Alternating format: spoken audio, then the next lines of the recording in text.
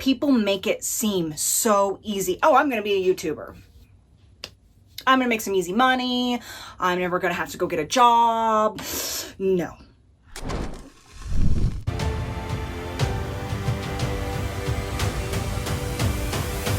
Hello, my fellow book nerds. In this video, we're doing something a little bit different. March marks my 1-year anniversary of when I first started this channel. I first became a booktuber. I am forever blessed and forever excited on this journey, no matter where it takes me. I'm a booktuber, so I talk about books all the time. I love fantasy, I love romance, and when you combine the two of them, there's nothing better. And so that's along the lines of why I started this channel. I'm not new to YouTube. I do have another channel, but that's all about my running journey, about my weight loss journey. I've lost over 60 pounds. I have been documenting that. And it just so happened that I was doing a whole vlog, like a whole week of training and just my overall life. I was editing out so much stuff that was just talking about the books that I was reading. And I realized in that amount of time where I was looking at the camera talking about books, I never felt more alive. It was me.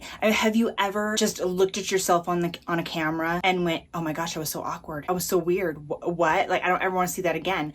And have you had times where you saw yourself and you're like, wow, I look so happy. And I looked at my husband and I was like, I should start a BookTube. There's nothing better in this world than talking about books and then having people come into your community and talking books with you and geeking out on books together. So I did a bunch of research. I wanted to make sure that I kind of had it the way I wanted it to be. I knew that I was going to be starting really late. I mean, BookTube's been around for a while, and I'm also an older reader. I mean, most of the BookTubers that I have been watching are all at least 15 to 20 years younger than I am. I will admit that made me a bit nervous because I am an older reader. I know that there's some books that I am just now starting to get into. Like ACOTAR is such an old series, but I didn't start reading ACOTAR myself until the end of 2023. And when I first started reading Throne of Glass. And you know what? I have loved making this channel. I am so glad I did it. I don't have one regret having started this channel. Getting to just sit here and talk about books. You guys, I could take all day. I would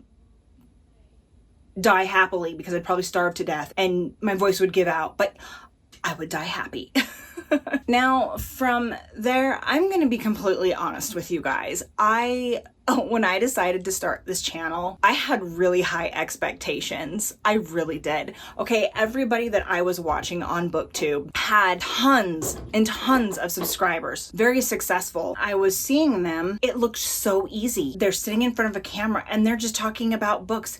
They're talking about why they love books. They're talking about why they hate books. And they're just sitting there. I could do that and I can get tons of subscribers. This is going to be so amazing. No. That is not how it worked. I will admit there were several times I got very discouraged, and I have gotten very discouraged.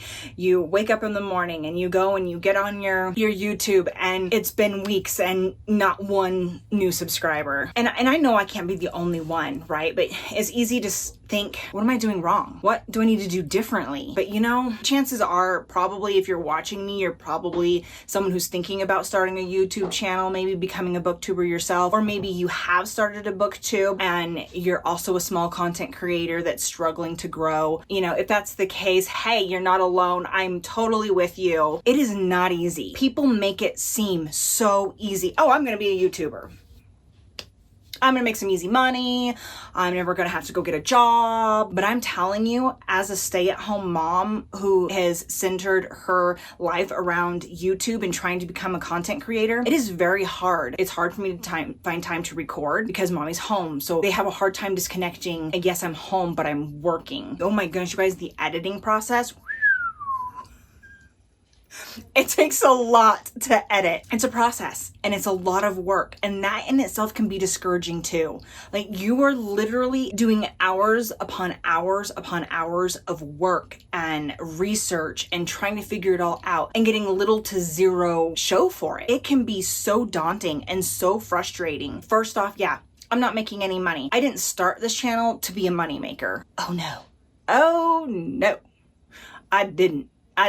I only have 31 subscribers right now. And you know what? I am so happy for every single one of you guys. Now, not even half of those are actually coming out to be views. I had one video that I think had like 96, 97 views. I think that was one of my best videos, and that was with my daughter picked my books for me, which I'm not surprised. She's a very charismatic person, but I didn't really gain many subscribers from that. But I do have subscribers. It may not be a ton. These are 31 real life people out in the world who saw my video and thought, I'm going to subscribe. That's 31 people. And that's not something to feel bad about. And that's not something to feel sad about or make fun of yourself about. I mean, that's 31 real people. I should be proud of that. That is 31 fellow book nerdies like myself who saw something in me, saw something in my videos. Maybe they see the potential of what I can become, and they decided to subscribe, stick around, and support me. And, you know, let's be real here as well. You will see YouTubers out there, BookTubers, YouTubers, it doesn't matter what they're doing.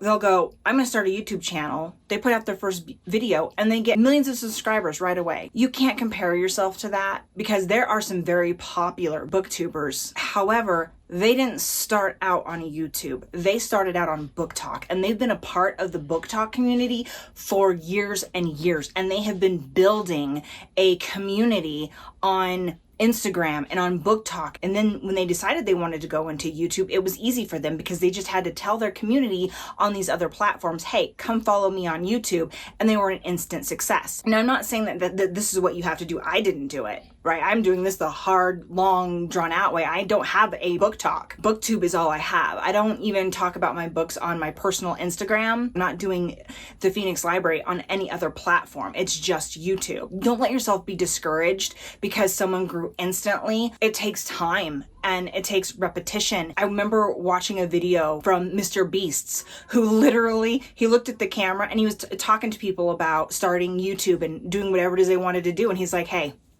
you have to accept that the first 100 videos that you make on YouTube are gonna suck. They're gonna be bad. They're gonna be horrible. But he's like, those 100 videos are necessary. They're necessary because it's a learning curve. You are learning things as you grow. And it is so true. So I had this expectation that I was going to be an overnight success. I was going to post my first video. I was going to go to bed. I was going to wake up and then 1 million subscribers and everybody was going to love me and it was going to be fantastic. And I was going to have this huge community of book nerds. And I had all these plans and these ideas for my YouTube channel. And what happened was I have grown very slowly and I was not an overnight success. I have had to fight tooth and nail trying to experiment with how I can do some things differently, but I don't regret it. I have learned so much on this 1-year journey. I have learned things about myself, about being my authentic self. Sometimes it's easy to watch other booktubers. You kind of want to take some of the things that they're doing because obviously it's working, right? And you kind of want to incorporate that. But you know what? My first couple of videos, I tried that and it felt awkward. And I genuinely believe that people watching my videos could probably see that. They could see that I wasn't being my authentic self. I was probably tense and kind of like, awkward, right? Because I wasn't being myself. I was being somebody else. When I really stop and think about it, I would rather have 31 subscribers to the real authentic me than have 1 million subscribers to someone who's not me. I would burn out. I don't feel like I would be as much of a success, like even if I was, right? I want to be me. I want to remain who I am as a person. Be okay with that. You know what? I talk a lot. I ramble. And sometimes I will be editing my videos and I'm even boring myself. Okay? I get it. And I'm trying to work on that to a certain extent because, you know, nobody has 1 million years to watch a 3-hour YouTube video of someone just rambling and not making any sense, right? But I'm a talker. I love to talk. And especially when it comes to books, like you guys, ACOTAR, it's coming back. There's going to be another book, a book 6 coming out in November. What? And then from there, a book 7 followed right after that in January.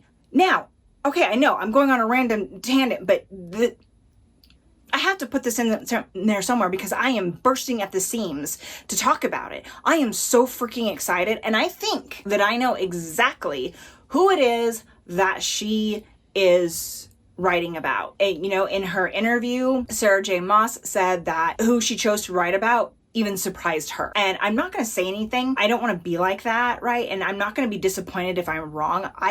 I just want another Sarah J. Maas book, right? I want to get back into the world, no matter who she does. They're her characters, it's her world. She can do whatever she wants. I'm just excited that I can go on this journey again because I've missed it. For those of you who've read ACOTAR from the very beginning, oh my gosh, I'm more excited for you guys because hello, you guys have had to wait a really long time. So, but see, this is my point. My point is that I love to talk about books. I could talk about them all day and like they give me goosebumps when I'm talking about a world that I just was immersed in, especially if it's like a 5-6 book series. Currently, I am reading The Dawn of the Cursed Queen, which is book 3 in the Gods and Monsters series. Oh my gosh, you guys. And I thought there was only 4 books. There's a 5th book coming out, I think in November as well. I think it's like November 24th or something like that. Coming out of the book 5. I had no clue. I thought it was 4 books and done, but apparently it's supposed to be like a 7-book series. And I'm like, there's another book. I'm so excited. And I haven't even gotten to book 4 yet.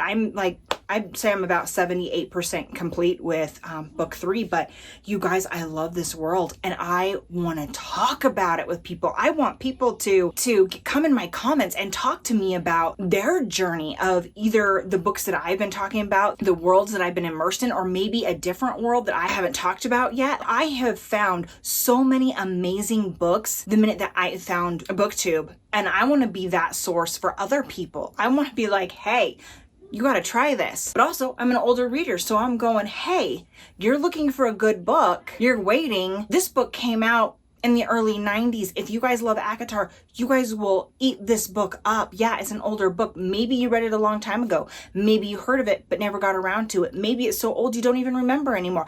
I want to bring that book back. I loved Vampire Academy. I read that series when it first came out. Hunger Games. I read those books when they first came out. I have the original first edition books and I read them one after the other when they came out. Harry Potter, another example. Aragon. There's so much out there. There's so many worlds and so many epic battles and journeys and finding ourselves, world building and character building and book boyfriends. There's so much out there. And that is kind of the future of this channel. I am not going to let myself get discouraged. Yes, it wasn't what I was expecting. Yes, I get discouraged sometimes, especially when I feel a little burnt out and I'm working really hard to edit videos and I'm trying to get them out there. You know, for those of you who have subscribed, and if you're one of those and you're watching me right now, all I have to say is thank you guys so much. I know that my videos need some work still. I'm working on trying to get better audio.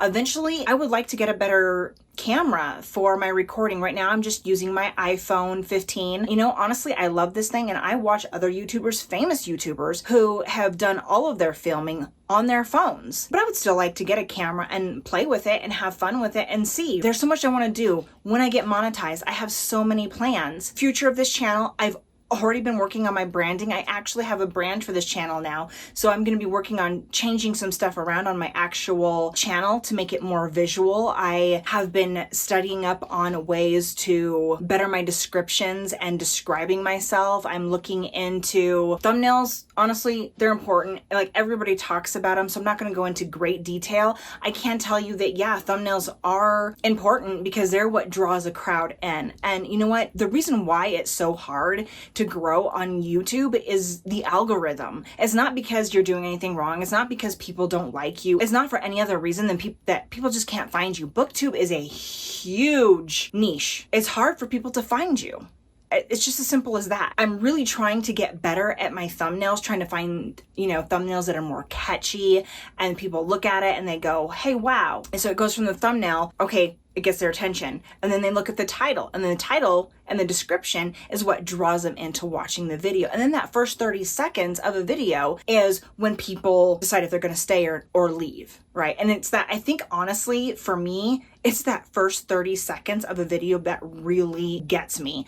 Because like I said, I talk a lot. I can ramble. I'm a rambler. And so I got to remember to try to get my videos in that first 30 seconds to be a little bit more you know, so people aren't going, okay, whatever, moving on. I'm working on better intros, better outros, getting a little bit more to the point. This is the Phoenix Library. This is my logo. I'm all about fantasy and romance and magic, just building a cozy community of fellow book nerds like myself. I want people to come in and just be able to relax. What I love about YouTube for myself is I'm cooking dinner, or I am doing like a project or something, and I want something in the background that I can kind of listen to while I'm doing all these other mom things that I have to do. And I love listening to people talk about books.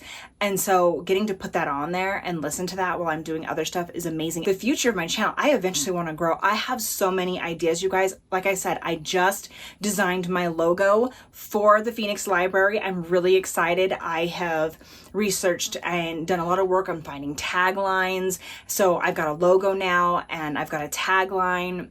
And as I grow, I have this whole idea about selling merch. I'm really excited. I've already got ideas in the works, but I want to grow more before, I get into that. Right now, it's kind of pointless when I don't have enough subscribers, but, we're just talking the future here and however long that takes. I've been really thinking long and hard about my thumbnails and how I want to change that. And I'm just going to kind of share this with you guys so that if you're in the same boat I am, maybe my thought process will make sense for you and maybe it will help you too. And again, I haven't tried this. So obviously 31 subscribers, I'm not a success story yet. So take whatever I say and maybe work with it yourself. I want to try to be less all over the place with my thumbnails. I want to try to sync most of them up to where they all have kind of a similar look and a similar feel, right? Right now, I feel like when it comes to my designing my thumbnails, I've just been throwing darts at the wall and hoping that something sticks. I think I want to stop doing that and really more focus in and stick with one solid theme, one solid goal, instead of making my thumbnails all so crazily different. The people who don't do that are the people that were overnight successes, or again, like I said, they were huge before they came to YouTube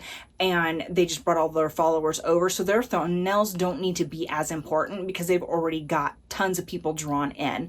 And because they're so popular, the algorithm is getting them out there to tons and tons of people. So honestly, they can choose to be wild and crazy and chaotic with their thumbnails, and it's not going to matter because their thumbnail isn't what's drawing them in. It's who they are. It's their name that's drawing them in. Smaller creators, content creators, we need to think differently than those kind of people. And that's why I'm trying to get away from okay, this person over here is doing this, maybe I should do that. No, that's not going to work for me. I want to try to clean things up on my channel, less all over the place, more centered in, I'm the Phoenix Library, that's me, that's my name, that's my logo. I'm getting a sign, which is going to go back here. I'm really excited about that. And I will unbox that with you guys in a video because I'm also getting a bookshelf that's going to be going over here. That's something else that I have for the future of this channel. I kind of want to clean up my background a little bit and make it more booky. Is it necessary? No, it's not necessary. As long as you have something to record yourself on, a phone, something like that, I would suggest a light.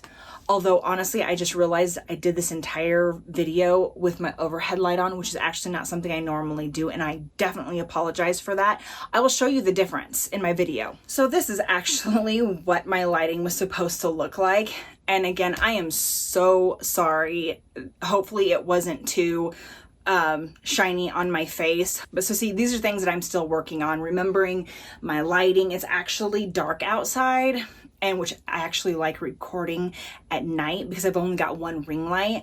And when it's dark outside, I can just turn my light off, make sure everything is dark in here and only have my ring light. And it seems to be the perfect lighting for me. Eventually, I might do something more permanent where I have lights in the corners or something like that. That might be kind of cool. But right now, this is working for me. I am using a DJI mic and I'm loving this thing as well. It does have a clip on it. If I need my hands to be busy, I can clip it to my shirt or something. I do find though that when I clip it on my shirt, it does sound a little bit more muffly than when I'm just holding it like this. I also have started using this. I just now started using this. I've noticed that I'm a little breathy when I talk. This actually helps with that. I'm learning things as I go. And this is again, why I appreciate the subscribers who have been with me from the beginning, who are watching me figure this out as I go, as I figure out the lighting, remember the lighting, as I'm working with new microphones and new cameras and new lighting and new setups. These are all things that I genuinely am thinking about and I'm working towards changing and getting better. And I just so appreciate those of you who have stayed and supported me in this new journey of mine. It means so, so much to me. The question that I get asked a lot, I think, and I'm going to end this video talking about this because I feel like this is the most asked question when I talk to friends and family. The thing that people ask me the most is, why are you still going? If it's been a year and you've grown so slowly and you could go months without getting even one new subscriber, why are you doing it? Honestly, the world's big and there's a lot of people in it and there's a lot going on, things in a million different directions. I haven't had the easiest life. Growing up, it was hard for me. And there was a lot of times that I felt alone, but I think we all feel that way at one point in our life. The senior year of high school, I met my husband, who is now my husband, the love of my life. He's not a reader, not because he doesn't like reading, it's just he doesn't have ADHD. He has a bit of ADD. And so it makes it a little bit hard for him to sit still.